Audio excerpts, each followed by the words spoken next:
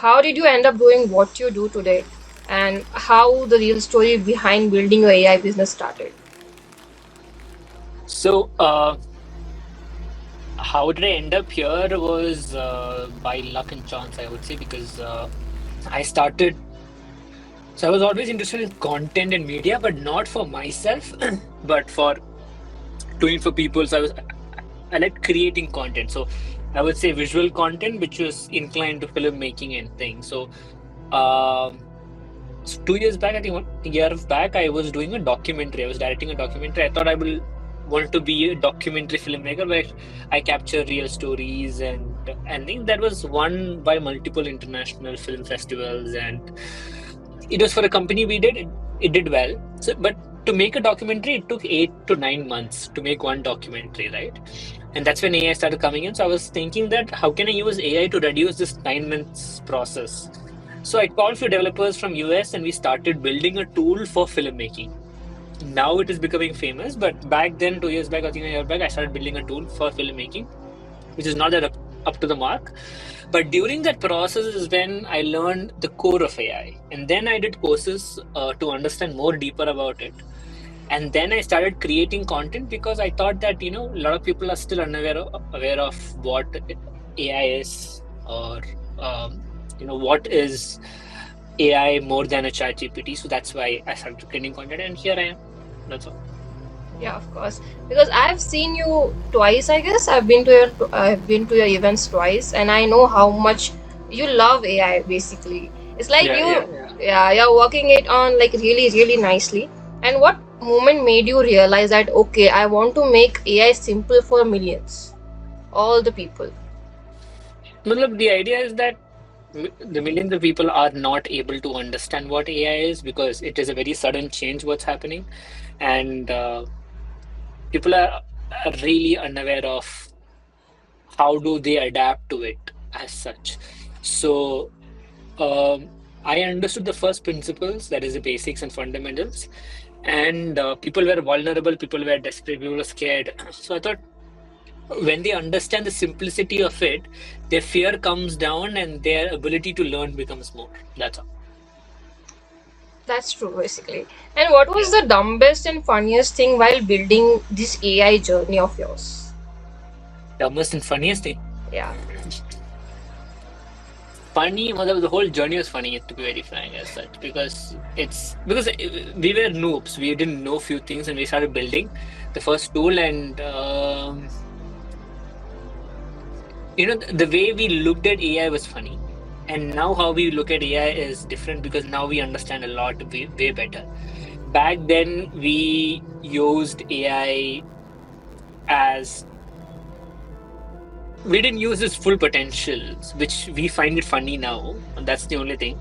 But now, if given a chance, I will build even more better. In fact, we're building a tool, but now we are doing it better because we know things now. So that's the thing. Yeah. So, how is AI before and how is AI now? AI, matlab, you're asking how AI generally is, or in my lens, how is AI before? In your lens? For me, AI was a basic tool back then, an intelligent next tool. But now AI is a very intelligent model. So there is a two different aspect, right? Where I can use this model to do multiple, or I can use this model to solve multiple problems. Back then, I just considered that as one software, that is ChatGPT. Input, output, that's it. Now I'm able to think, I'm able to. So back then, I was able to think in a way that let's say if there was a problem X, my solution was Y, and I used to add AI to it. Simple like that. But now I'm able to think AI first. Like, how do I solve this problem with AI? So that shift happened in this journey. Yeah. So, you meet a lot of founders and consultants related to AI, right? So, when you talk to them, what's the one thing that frustrates you the most while explaining AI to them? Um, so founders who don't understand AI, when they say if they want automation as such, they they fantasize something which is very weird, saying that they want to be like robot working throughout them. Well, of course, they don't know the nuances of AI. That is why they have limitations. But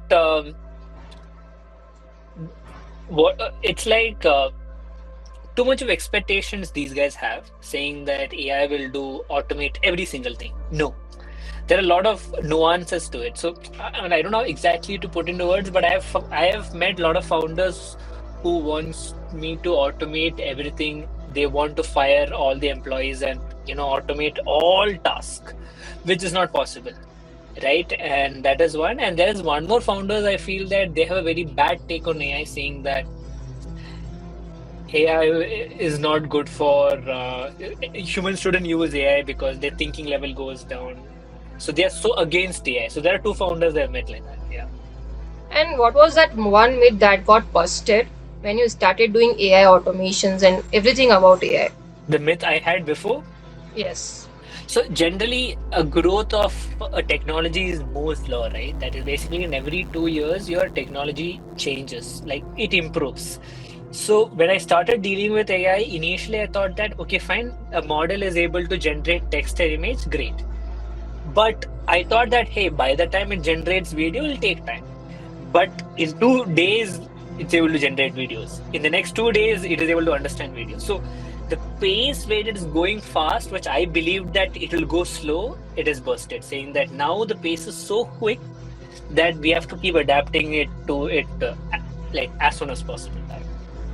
But see, a lot of people know you because of AI, right? So if we remove AI from your life, what would Vishnu be doing apart from AI? No, I had a master's degree in wellness and um neuroscience movement. So I'll be doing something on that sort, but or I would be doing filmmaking. So these two things. I think filmmaking is something which I've been doing. I would be doing without AI, if not AI. Yeah, And in this journey, what was that smallest decision that you made that changed your life completely? content, Okay. So you do support content creation, like everyone should be 100%. creating content. That is their choice, but I don't put a pledge saying that everyone have to create content. But if you're building a business, building a distribution always gives you advantages. That is 100% true. It gives you leads, it gives you fame, it gives you name, it gives you credibility, which brings your business growth. 100%. So imagine there is one is building a business and one is building a business profitably, right? Now, if you want to build business profitably faster, I would say having a distribution is always a good added feature or a added element which can help you to bring the profitability. Yeah. And when people, see your journey, they always think it's luck, right? Like it's we can say like overnight success. But what was that real struggle? Like what was the behind the scene people don't know about? Matlab, some of it is luck. I'm not saying no. Okay, luck is Okay. always there, but we can say But of 10% is course, luck, I but mean, 90% is hard see, work. every day a content is going out, right? So imagine that for the last 402 days, right? 400 days, every single day on content is going out. That content is researched, edited, and gone out. So imagine that, of course, people are seeing only the content which goes out, but of course, there is an edit there is a research, there is a scripting process, there is this determination of to put that content every day. So that is a huge struggle, 100%. Right? If I wouldn't have put the content every day, of course, I wouldn't have got right. I am putting content every day for last 400 days consistently without missing a single day. Right? So I mean, I hope I don't miss some days in the coming days. That's what. But last 400 days, I've done it. That is a struggle. 400 days putting a content itself is a struggle. So yeah, but I don't see that as a struggle. For me, it was interesting. That is the reason I could be consistent. If you don't find it interesting, then you will not be able to do it because it is tiring. Yeah. Yeah, I can agree with that. Because right now, if even if I talk about my content creation journey, I feel like I have hundreds of interests and I can't stick to one thing, so I'm still figuring out what to create content about.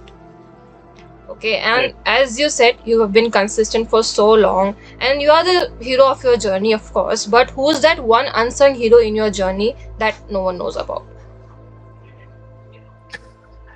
See, actually, in the content side, I'm a one-man team, right?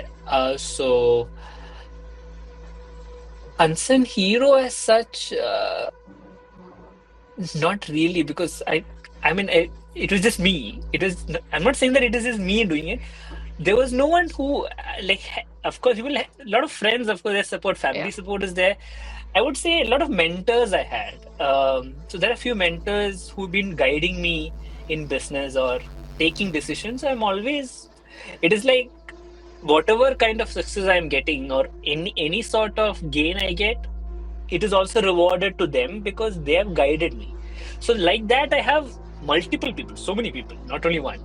But in the journey for content, it is, well, the idea came from me. I would say that I was inspired by the people outside. So I think the unsung heroes are the people who's creating content outside. Because that made me inspiration. So that's unsung heroes. That's Yeah. that's really good because